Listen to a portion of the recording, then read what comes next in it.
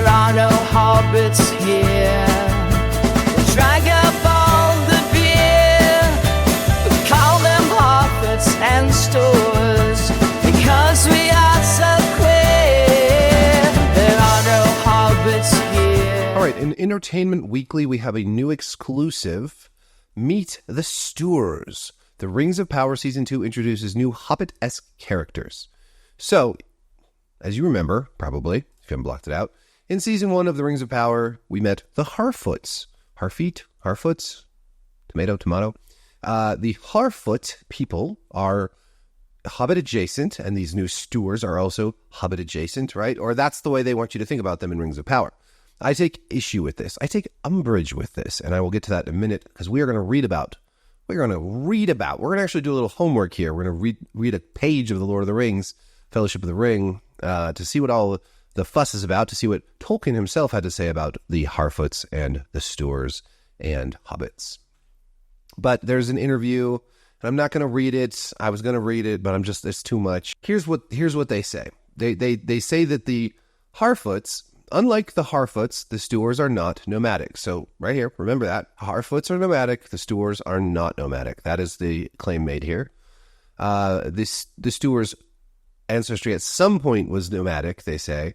But over the years, they've settled down, and they've done this in the desert of Rhun. Far, far, far, far to the east. To the east of Mordor, right? Rhun is way, way over there. About as far from the Shire as you can get on the map. Because they've stayed in one place, the Stoors have started to record their own history and culture. That's encoded into the very detailed sets and costumes, and blah, blah, blah, blah, blah. Remember that too. They have recorded history. Rhun is a desert and therefore a very different environment than the verdant Shire where the Hobbits will one day live. Co-showrunners Patrick McKay and J.D. Payne told EW that they were excited to tell a Lord of the Rings story in the desert for the first time. These guys are they're like kids. They're not interested in telling the story that Tolkien told. They're not interested in all the actual thematic underpinnings or the actual lore or any of that. But they're like, hey, we told a story in the Second Age. We told a story in the desert for the first time. I can tie my shoe. The things they get excited about are so bizarre. They're like the mystery box of who is Sauron. That's just so that just runs so against the grain of anything that Tolkien would ever write, but they're so excited about it. So they live in this canyon, in this oasis, in the desert, and they just wanted to make something that was very different than the Shire. See, that again, that's like, we're not trying to tell the story of Middle-earth. We're not trying to really tell the story of the Forging of the Rings. We just want to make a new location that's different than the Shire. How cool is that?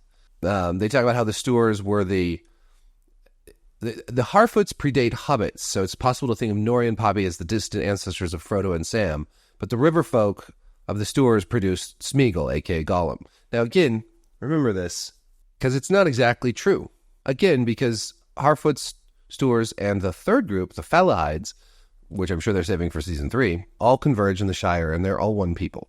These are not different creatures, they are just different types of hobbits. Again, all hobbits, just different types, from slightly different areas and with different cultures. The Falahides, when we read about them, you'll see how saying that Nori and Poppy are the distant ancestors of Frodo and Sam is not exactly accurate if you know anything about Frodo. The fact that we meet the Stoors in this desert environment but know they will one day live by bountiful rivers adds an interesting resonance to their story. Okay, so let's go over here and let's see what Tolkien says. So this is in the very beginning of the Fellowship of the Ring, the very beginning of the Lord of the Rings. Those days, the third age of Middle-earth, are now long past, and the shape of all lands has been changed. But the regions in which hobbits then lived were doubtless the same as those in which they still linger, the northwest of the old world, east of the sea.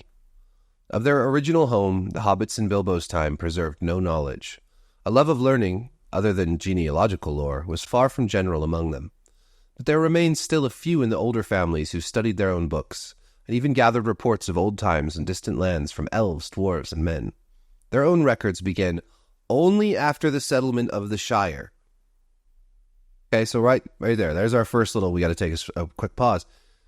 In the Rings of Power, they're saying that the Stoors, way over there in Rhun, thousands of miles to the east, past Mordor, have already started keeping their own recorded history. But here, it says quite clearly, their own records began only after the settlement of the Shire. So when you're researching, your adaptation, you're making this adaptation of Lord of the Rings, you're researching Hobbits and stuff, maybe these little details are things that you should say, hey, wait a minute, we can't make the Stoors have a recorded history. They only started a recorded history when they'd already reached the Shire. It's just a small thing. Small things add up. And their most ancient legends hardly looked further back than their wandering days.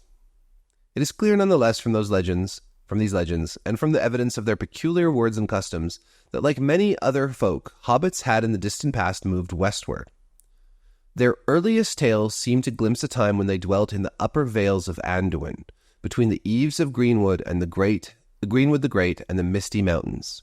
Okay, so the Anduin flows to the east of the Misty Mountains, west of Mirkwood. It wasn't called Mirkwood back then, but became known as Mirkwood. So that's where the Anduin is. Okay, just to give you a little geography there. It is really far to the west of Rhun or Mordor or the Southlands. And this is like the origin land of all the Hobbit people. Some of them came from further north, some from further south, but all of them, like their earliest days are here, according to Tolkien. Why they later undertook the hard and perilous crossing of the mountains into Eriador is no longer certain. Their own ancestors speak of the multiplying of men in the land and of a shadow that fell on the forest, so that it became darkened and its new name was Mirkwood. So they left that area basically because of the darkness happening over in the east, the Sauron stuff. Before the crossing of the mountains, the hobbits had already become divided into three somewhat different breeds. See, three somewhat different breeds. Not hobbits. They're not hobbits at this point. Tolkien didn't say that the Harfoots, Stoors, and Falahides, who we're about to talk about, were not hobbits. They are just different types of hobbit, right? They have different cultures. They look a little different because they lived in different areas. The Harfoots were browner of skin, smaller and shorter, and they were beardless and bootless. Their hands and feet were neat and nimble, and they preferred highlands and hillsides. Okay. The Stoors were broader, heavier in build, their feet and hands were larger, and they preferred flatlands and riversides. The Falahides were fairer of skin and also of hair, and they were taller and slimmer than the others. They were lovers of trees and woodlands. The Harfoots had much to do with dwarves in ancient times, and long lived in the foothills of the mountains. They moved westward early and roamed over Eriador as far as Weathertop, while the others were still in Wilderland. Now, Wilderland we're going to take as the Vale of Anduin and that general area east of the Misty Mountains. They were the most normal and representative variety of hobbit, and far the most numerous. They were the most inclined to settle in one place and longest preserved their ancestral habit of living in tunnels and holes. The Harfoots, who in Entertainment Weekly, they just told us, unlike the Harfoots, the Stoors were not nomadic. Hop over here to Tolkien, and he says they were the most inclined to settle in one place, a.k.a. the least nomadic. Yes, they moved west first, but they were the least nomadic of the three groups of hobbits. And apparently preserved their habit of living in holes and tunnels the longest. So that side of hobbit culture comes from the Harfoot. The Stoors lingered long by the banks of the great river Anduin and were less shy of men. There, boom. So they stayed by the Anduin, which is just to the east of the Misty Mountains and west of Mirkwood, flowing north and south. They came west after the Harfoots and followed the course of the Loudwater southwards. That's the river that passes past Rivendell. Okay? And there many of them long dwelt between Tharbad and the borders of Dunland before they moved north again. So they went down the river and then they came up north to the Shire. The Falahides, the least numerous, were a northerly branch. They were more friendly with elves than the other hobbits were and had more skill in language and song than in handicrafts. And of old they preferred hunting to tilling. This sounds like the most nomadic of the group, right? They're hunters rather than farmers. They hang out with elves and sing songs rather than, form civilizations by rivers or in holes. They crossed the mountains north of Rivendell and came down the river Horwell. So that's another river. Those rivers, the Loudwater and the Horwell, they kind of meet at one point, right? One coming from north, one coming from the east, both heading kind of southish. In Eriador, which is where the Shire is located, they soon mingled with the other kinds that had preceded them, but being somewhat bolder and more adventurous, they were often found as leaders or chieftains among clans of Harfoots or Stoors. Even in Bilbo's time, the strong Falahidish strain could be noted among the greater families such as the Tooks and the Masters of Buckland. Okay, so who are Tooks and Masters of Buckland in our story in The Lord of the Rings? Well, that would be Merry and Pippin and Frodo, right? These are all descendants of, well, some of their descendants are Falahides. That's right. They're also Stoors and also Harfoots because they're all hobbits. Ultimately, these are all just hobbits that sort of grew up in different cultures, but all convened, all moved westward and found one another in the Shire. They came from the Vale of the Anduin, just east of the Misty Mountains. They did not come from Rhun or anywhere else. They came from here and they moved in. They did not have written records. The Harfoots were the least nomadic. And yet all these little details are wrong in the Rings of Power. And you might say, you're just nitpicking at all this stuff. Well, maybe it doesn't matter that much, but why do they take these things from the source material and just, it's like they don't even, it's like nobody in that entire show ever bothered to read this page of the book. Now, I know they don't have rights to this page of the book. They only have specific rights, but this still is background information that you can use when you're developing the cultures of different, hobbits or elves or whatever. You can still use this as background, so you don't get it wrong. Now, here's what I would say. They're just making this stuff up over in Rhun to begin with. So why not just make a new, society completely? Why call them Stoors? Why not just have, a new group of little people? You don't have to call them hobbits either. Something new. Just make it up out of nothing. Make it up. They're desert hobbits. Call them Grumpadills or something. I don't know. Just, you could sit down and you go get on your ChatGPT and come up with a name for the desert hobbits. Boom, you got it. You've made it up. You're making everything else up as you go along. Don't use Stoors or Harfoots for your crappy show. Just make something else up.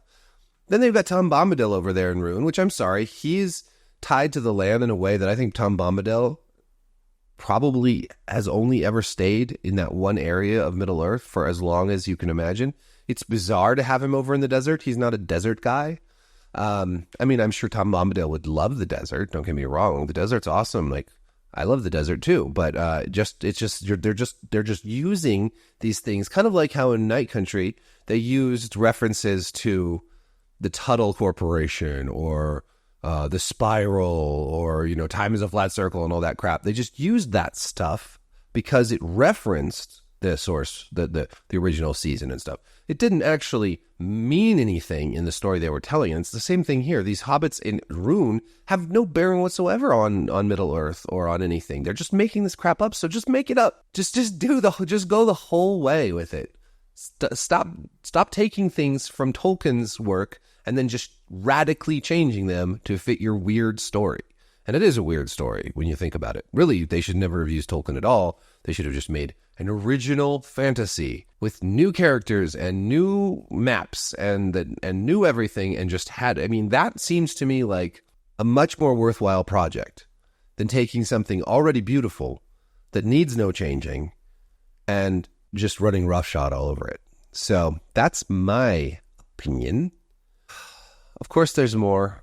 There's lots more. But as every little bit of information comes out about the new season, I thought the new trailer was actually a good trailer, but the art of trailer making is very different from the art of making a good show.